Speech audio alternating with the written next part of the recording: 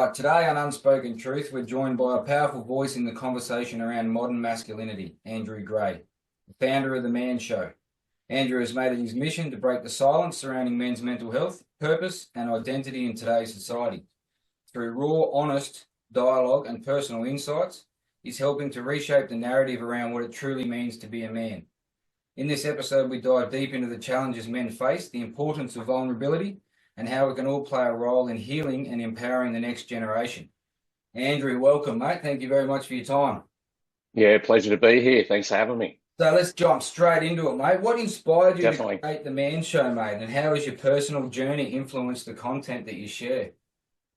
Yeah, great question. Well, I started on YouTube a couple of years ago, and it was part of a whole career change that I was going through, which I'll get to in a moment. But started with a YouTube channel where I was doing a mixture of different things, leadership related stuff, and all kinds of different training. And then it just became apparent the deeper I went on that journey, and social media platforms like TikTok as well, it just became really obvious the huge need that was there for more content focused around helping men. And so I made the call, I made the pivot to go, right, let's make all this content on this channel around men's needs and what their challenges are in today's world. And then we had the name change to Man Show, as you mentioned, and all the rest of it. My own vocational background is in the not-for-profit space. So I did a lot of work in community services, in training programs, in public speaking. And I realized as a result of that I've actually had almost 25 years of developing content and training materials that had actually been very successful in helping guys to recover from various traumas, or keep their family together, become better dads, do better in their own vocational journey, and really quite abnormally high statistics in the positive sense compared to across the rest of society. So I realized I was sitting on some very helpful content and thought I really need to go all in on this and help a lot of our men out there who, as we know, are really struggling because of a few key issues that they're facing right now. Yeah, no, well said, mate. And personally, for a bloke that's been in I suppose, a battle for about 10 years now regarding starting in the family court system, it's refreshing to find content that is solely based around the needs of men without being made to feel like you're a misogynist because you want support and you want to be surrounded by other men that have experienced the similarities that you have through life. So, no, I appreciate what you've done, mate. Thank you. Yeah, absolutely. I say it all the time, whether it's on the channel or in conversations with blokes. We don't need to be anti-women in order to be pro-men. Exactly. And one of the things that I try to get away from and help other guys to get away from, and ladies as well for that matter, is this notion that's going on everywhere around the world right now where people are being grouped into groups instead of being held accountable for their individual actions. And so I'm going to keep on banging that drum as hard as I can as well. I get the fact that there are a few bad men out there. There's also some bad women out there. Yeah. But that doesn't mean we've got to throw the entire gender in the bin. And so I really want to push that message hard too, that if a person has got actions that show that their character's flawed, well, let's have that person be accountable instead of grouping them into a massive group so that we can put one big, lazy, sticky label on the whole group and then punish them all. No, bloody well said, Andrew. And, mate, true gender equality starts with mutual respect for men and women, mate, doesn't it? Exactly. No, I agree. All right, mate. You've addressed issues like fatherlessness and male suicide. What systemic changes do you advocate for, and how do you think we can, I suppose, address these and get political support? Yeah, it's a great question, and it's a huge field, as you know, and so many guys know by experience or by direct involvement. I think one of the things that has to happen, and I'm starting to see a few signs that it is happening, and that is we need a growing number of voices, whether they be face-to-face, whether they be on platforms like this, whether they be in public meetings, a growing number of voices who point out the obvious, that the system we've got is broken. And to say it loud and courageous, it is broken. And a lot of people are stuck, as we know, just on the gender warfare side of it, or men do this, or women do this. Well, those things may sporadically be true or not, but the big problem is the damage that's being caused is to children and family units as a whole. And so Our system is broken, and I personally believe that elements of it are broken by design. It's not accidental breakage. I believe some of it's premeditated breakage with an agenda. And so we have to speak up and we have to call out what is wrong, what is broken. And one of the most obvious things legislatively that's got to be advocated for is that when, very sadly, a partnership or a marriage breaks up and there are children involved, the default response should be that the time and the custody with the children is automatically set at 50-50. And there needs to be a serious and watertight case against the father or the mother. And I don't mean just a loose allegation, an actual watertight case that one of those parties is unable to provide safe and steady parenting. And unless that's present, every other allegation and label should be thrown out for the children's sake. But I think what's going on is a lot of people in these places are using their position of power to try and push their own agenda from their own traumas and their own hurts in their history. And they're using other people's families as, like pawns on a chessboard. And so that's the first thing we've got to do is we've got to push hard with politicians, with people of influence, with community leaders and say what's going on is not only not good enough, it's damaging people deluxe. And children are always on the receiving end of it. We've got to advocate for better legislation. Then hopefully, maybe we can get to addressing some of the challenges in why as a society, why are we doing so poorly with our marriage divorce rates? Why are we doing so poorly with dealing with historic traumas and these kinds of things? And hopefully get to that stuff down the road. That, mate. Well said, well articulated. Any wonder you're running the Man Show, mate. You can break things down better than most that I've spoken to. So thank you.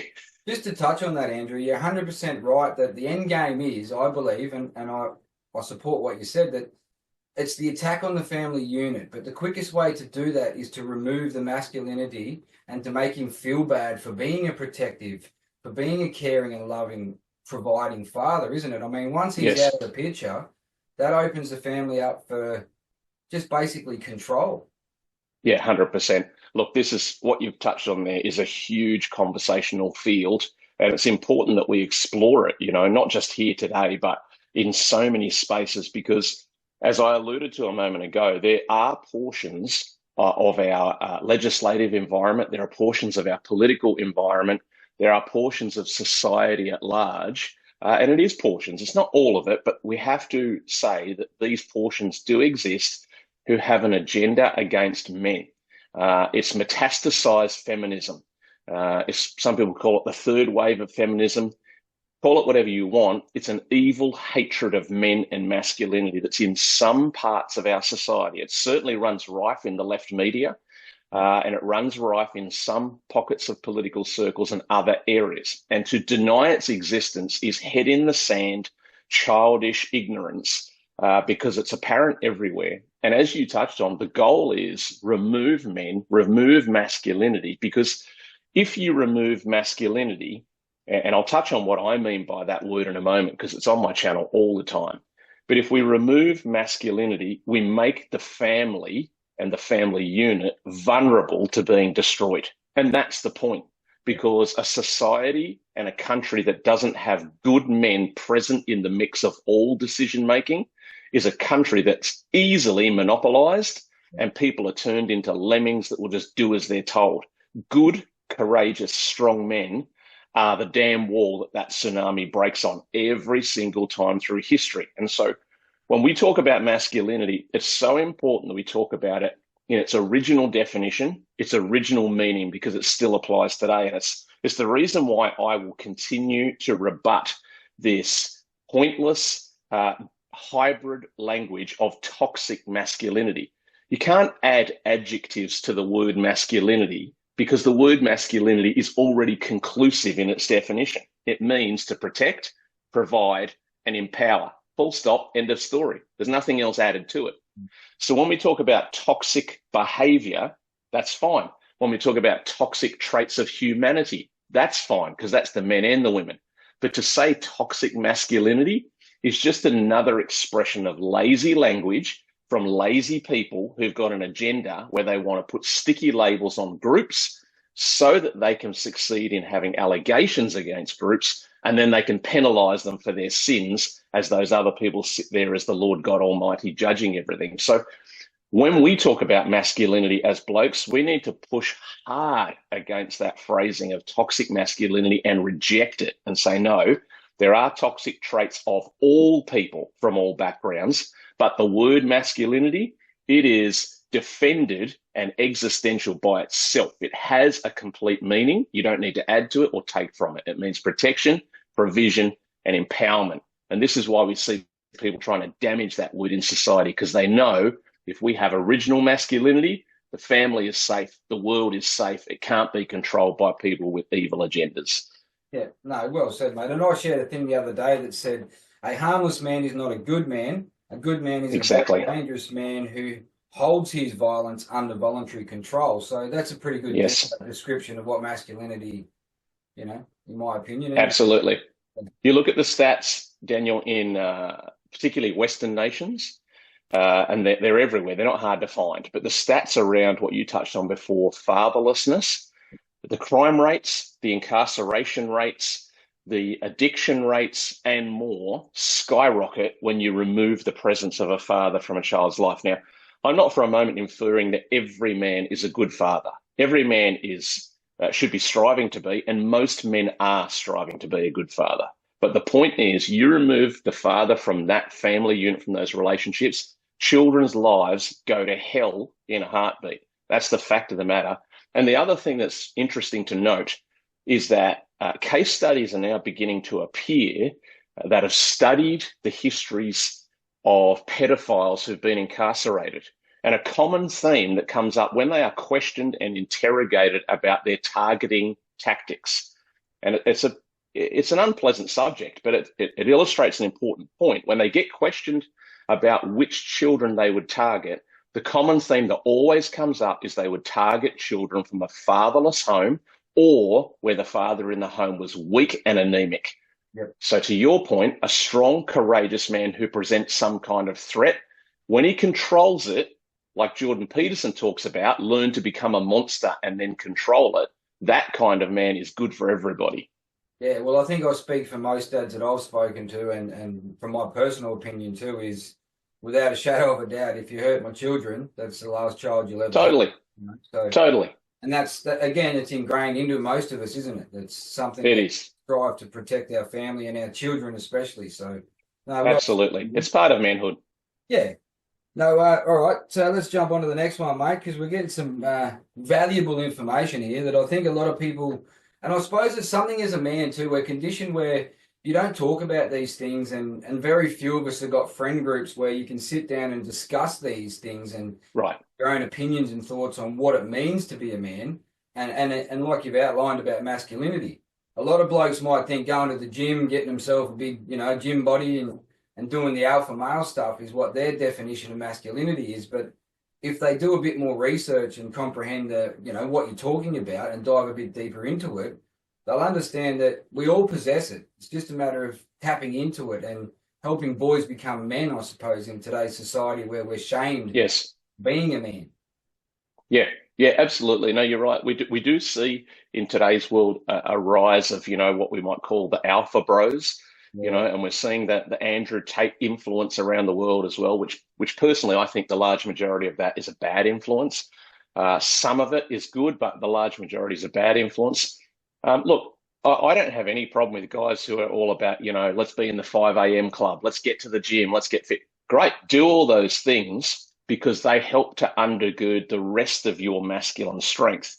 But what we don't want is a message to our young men saying, as long as you've got a jacked body, as long as you're part of the 5 a.m. club, as long as you're an alpha bro, then you're a good man that the world needs. No, those other things should be complementary, not core. The good men that we need is those who are holding tight to this idea of protection, provision, empowerment. They're working hard on their character, their maturity. Here's one, Daniel, that I talk about very, very often.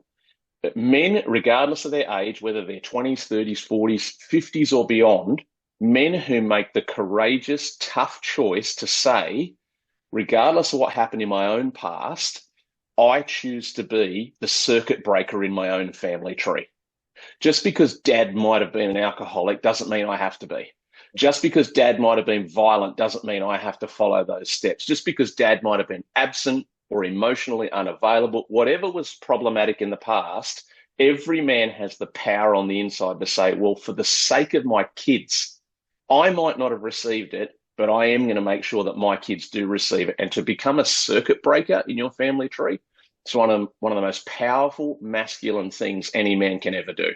Mate, that's well said. And just personally, I was what I suppose most would describe as a delinquent before I had children. I was a runner mark, just doing my own thing, floating through life.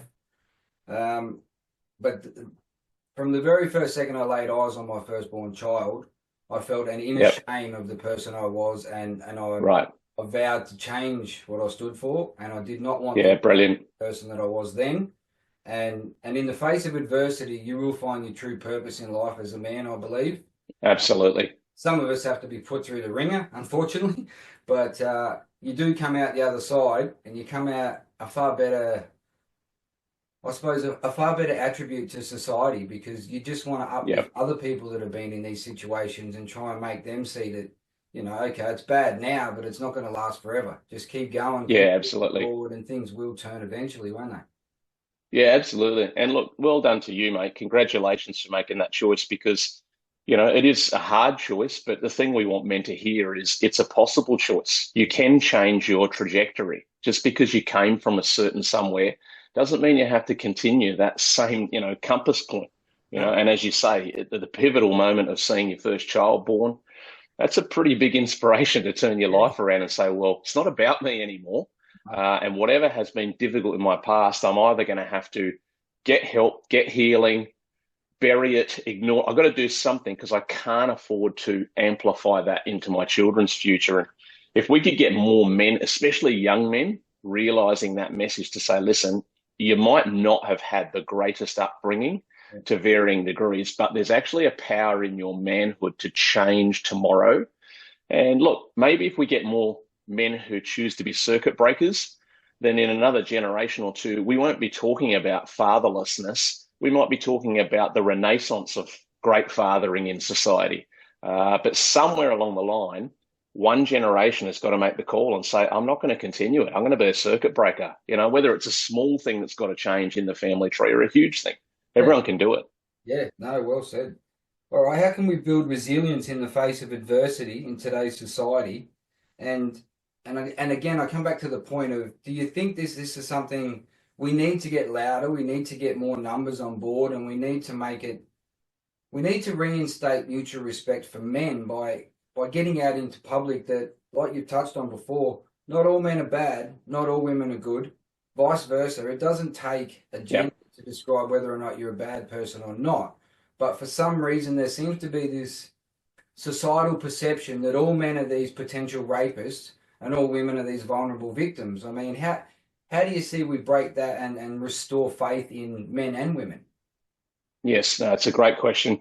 Look, there's a few things that I would respond to with that. The first one that I see is we need the shared usage of intelligent, considered language. One of the things that we see going on, especially in what I call the lamestream media, those people love to behave like peacocks. Their feathers are out all the time with their bravado about how amazing they are. But often I will sit back and listen to them. And I think not only are they not that articulate or intelligent, but they actually are. They are lauded for what is really lazy language structure that doesn't have good definition and good meaning. And so what happens is people hear their language, and language always creates a certain picture. And those people who are not thinking clearly, they just eat it up like rotting cabbage. They hear this language like, toxic masculinity that we touched on, or, this chant that comes out of feminist circles, or, stop saying it's not all men. And those of us with a brain are sitting back going, but it's not. Yeah. Because what happens is there are catchphrases and little mantras that grow traction in social media. And so language gets hijacked. So we need shared, intelligent language that is courageous enough to speak up and say, I don't care if people dislike me for this. This is actual truth and it needs to be said. That's part of what you and I and others are trying to do. The other thing we need that is less about the collective voice is this stuff has to start on an individual level. And so we touched a moment ago around, fatherlessness, and we could extrapolate that out into mentoring and coaching and role modeling and prototyping. One of the reasons we see a decreasing resilience in our young people today is because of the removal of the masculine presence in the family home. It's just a fact of life that the feminine nature is more nurturing, more compassionate. No, I'm not saying that they are stuck in that box, but they were beautifully designed that way. Yeah. So when children fall over in the playground, mums want to cuddle the kid. Dad wants to say, get up, walk it off, you'll be okay. Yeah. And neither is wrong. Both are good when they're in complement with one another. But when you remove masculinity from that upbringing, you get a very, very soft and cuddly and compassionate and nurturing environment the children are raised in. And then you pair that with what we're seeing go on in the world today, where everybody can see everybody else's life in the palm of their hand. I don't know how old you are, Daniel, but I know when I was growing up in the 80s, we didn't know everything about everyone else's life. You barely heard anything from the other side of the world, so you got on with your own stuff. Whereas these days, kids are growing up with images in front of them on their screen that are convincing them you can be a celebrity, you can be filthy rich, you can make $10,000 a month by working 3 minutes a day, and all these lazy messages that don't actually add up to a well-formed character. And so you take this combination of remove the masculine message from the family home, combined with an easy and greasy sales pitch around how luxurious and hedonistic your life can be, and you end up with a very low tolerance for resilient behavior, which is very, very sad for our young men especially. It's sad for our girls as well. The reason why I say it's especially sad for our young men is because you touched on this before. A boy doesn't know how to become a man in the absence of struggle. Yeah. He needs masculinity to bestow masculinity. It's just a fact of life. A woman cannot bestow manhood on a boy. It's not within them to do it. In the same way that I can't bestow femininity on my daughter. That's my wife's job, right? So masculinity is bestowed by other men. But what we see happening is young men who have struggle and difficulty and adversity removed from their early years, and so they don't learn to build the muscles of grit and determination and sticking at it and doing what is right, because right matters just as much as reward. And so it's a whole field of conversation, that one, but it's highly valid because we've got to have it if we want to raise the next generation of young men into good, strong men. Because I don't know, you're probably of the same belief as me, but if we don't get this nailed in the next 10, 20, 30 years, people think they've seen chaotic anarchy right now. Wait till you see what we see in 30, 40 years if we don't get this issue sorted out. Yeah, no, I agree. I don't even think we've got that long, Andrew. I think that the clock's ticking, mate. We need to get things... It is. And the thing is this, like you've touched on there, but boys can't become men without a role model of what a man actually looks like. 100%. Sometimes it's an uncle. Sometimes it's a friend's father. Sometimes... But more and more now, we've got these single mother homes. And I'll just touch on this because it's my pet hate, is that the family court jurisdiction has purposely targeted family units, and predominantly they hand down gender-driven orders that remove mainly the father out of the household, as we've touched on, and then the repercussions for the future generations are children that are left without discipline, without consequence, and they basically... I think they spend their life looking for something they should have had a part of growing up that was stolen from them by government legislation that hides behind the title of in the child's best interest. Yeah, absolutely. Look, you've raised two very powerful points there that, again, we should keep echoing this as often as we can. The first one is our family court system, as well as the political landscape, as well as mainstream media, etc. There's a lot of areas, but our family court system has a false core belief running through it. And this is what we've got to target, and this is what we've got to change. The false core belief is this: a child will be no worse off in life in the absence of their father, or, the same statement said differently, a single mother is just as capable of raising boys and girls without a male presence as they would be if the male was there. Those core beliefs are evil in their origin, they are false in their application, and the damage it's doing to children is presently limitless. And so we have to be strategic as men. We've got to go after where the actual original seed of the problem comes from. No doubt we see by the thousands, men and families and children, their lives being turned upside down. But we've got to really start to get some artillery aimed at the core problem. The core problem is a false belief that a child's life will be essentially the same upbringing with or without a father present in their upbringing. That is so wicked in its origin and obvious in its destruction. And that's the belief we've got to target. And the other thing that you raised that is powerfully true is there are situations where, despite everybody's best efforts, dad still isn't around. Dad might have died young. Dad might have been an immature, unformed man when he conceived his first child and took off and ran away and was never present. There are difficult circumstances despite our best efforts. And in that situation, this is why we desperately need as many of the other men as possible to make it and not end their life. Number two, to keep growing themselves and pursuing their purpose, because probably somewhere down the road in their journey, if they stick at it as a teacher, as a coach, as a community worker, as a member of some group in society, they are going to be standing in front of the opportunity to be the male role model in a son's life that is not biologically their son.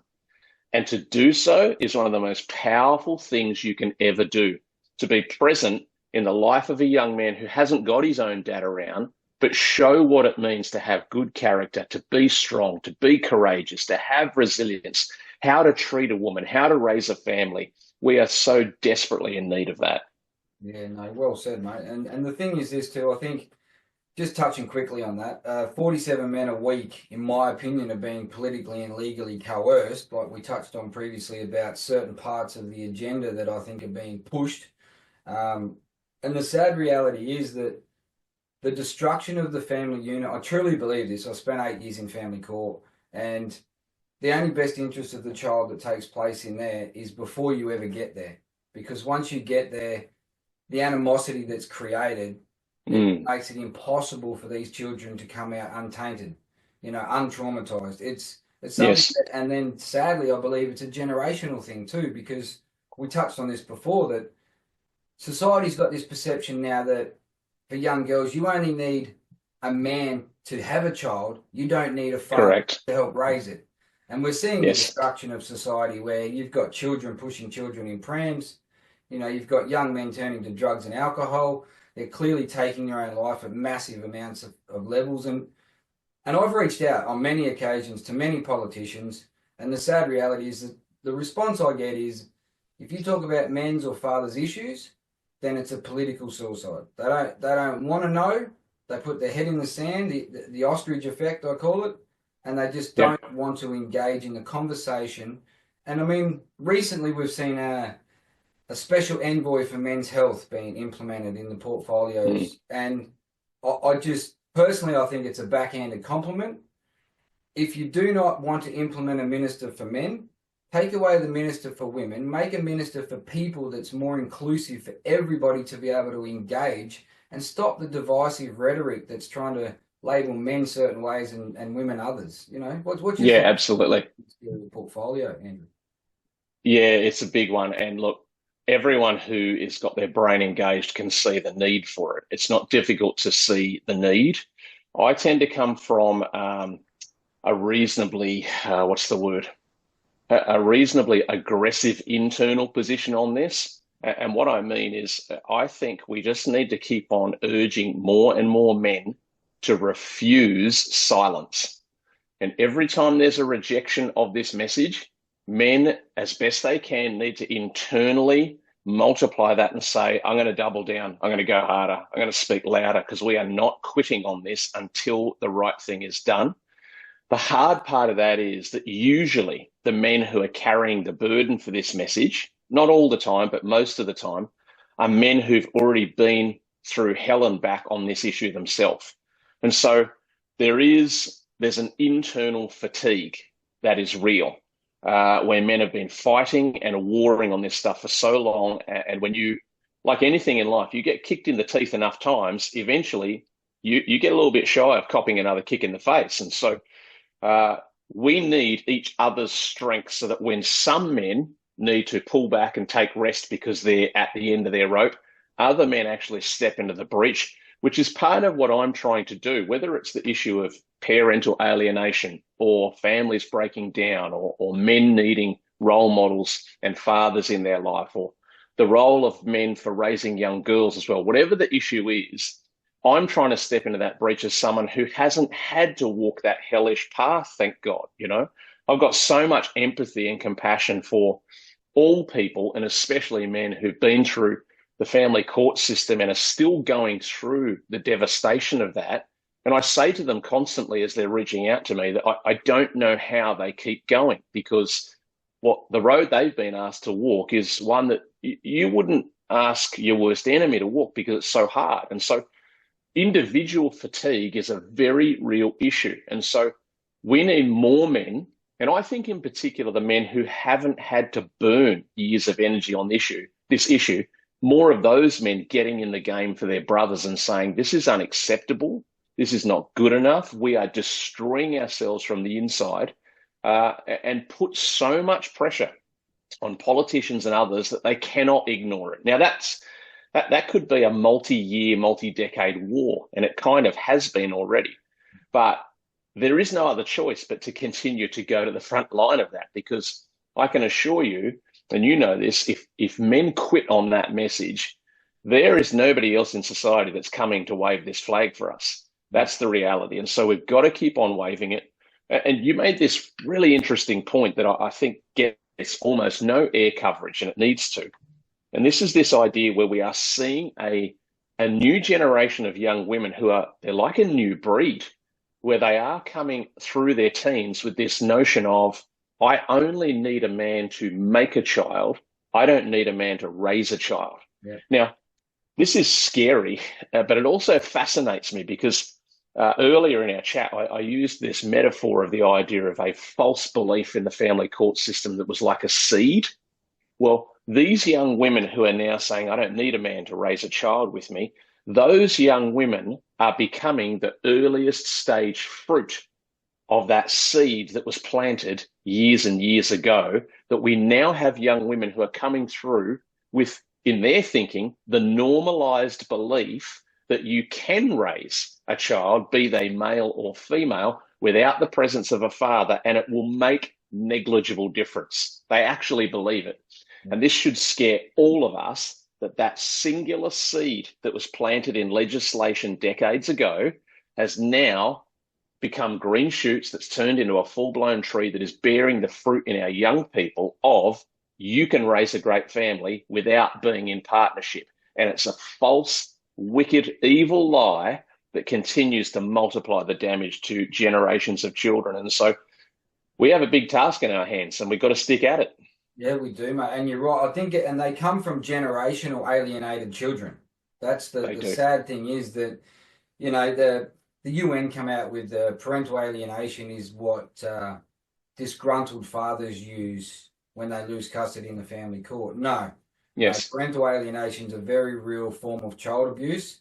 It involves gaslighting. It involves manipulation. And the sad reality is it very much aligns itself with the Stockholm Syndrome, where predominantly these children end up aligning with their abusers. And even though they know the narrative's false, they still can't break the shackles of that, and they end up stuck in that situation where they're falling in line with the person that is the abuser, and it's a sad reality they're creating in society, mate, isn't it?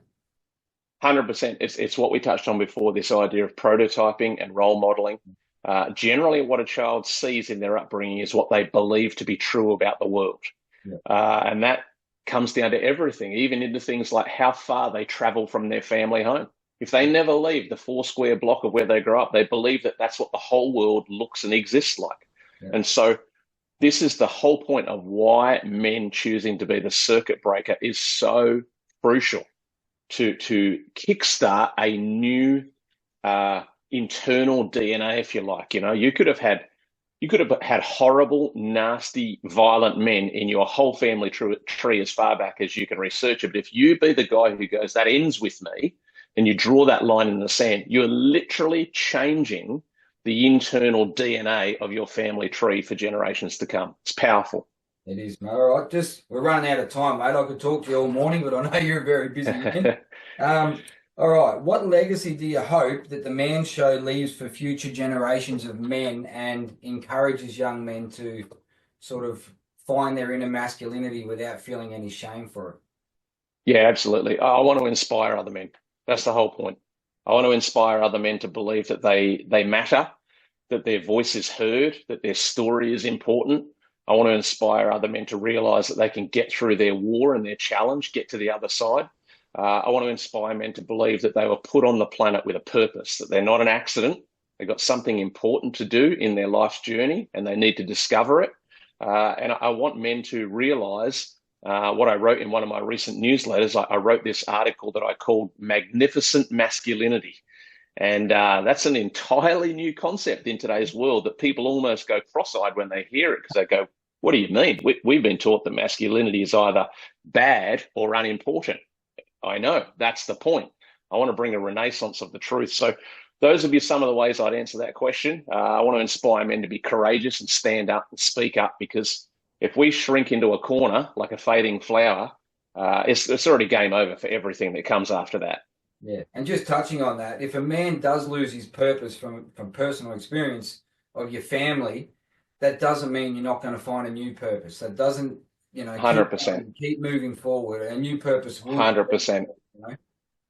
Without a shadow of a doubt. No, you're spot on. Sometimes I would even go further and say that some men, some people, their way to discovering their purpose is actually through pain. Yeah. Because the lessons that they acquire during a season that they didn't ask for and didn't want actually begin to point to the direction of why they were put on the planet. And I am an advocate for believing that every single person was created with a purpose, and that's why they're here. There are no accidents. Yeah. Some of us are put through the ringer, but at the end of the day, you're right. You just hang around, keep moving forward, and things will change. And that's it. Save one life. That's a purpose that we can all sort of focus on and help someone else get through the shit we're being put through ourselves. So absolutely. No, mate, I can't thank you enough for your time. I've been wanting to Pleasure. a long time. I've been a long time fan, sorry. And for anybody that truly wants to tune in, the Man Show, I've seen you on TikTok and YouTube, and I think that, as we've touched on, the more numbers we get, the more men, and for lack of a better analogy, the more men that are not socially castrated, that will be willing to have a public opinion outside the political narrative, I think the Man Show is a great place to start, mate. So thanks again. Absolutely. For those point of view for what you do. And I look forward to talking to you again, Andrew. Thanks for your time. Pleasure. Great to chat. Thanks, mate.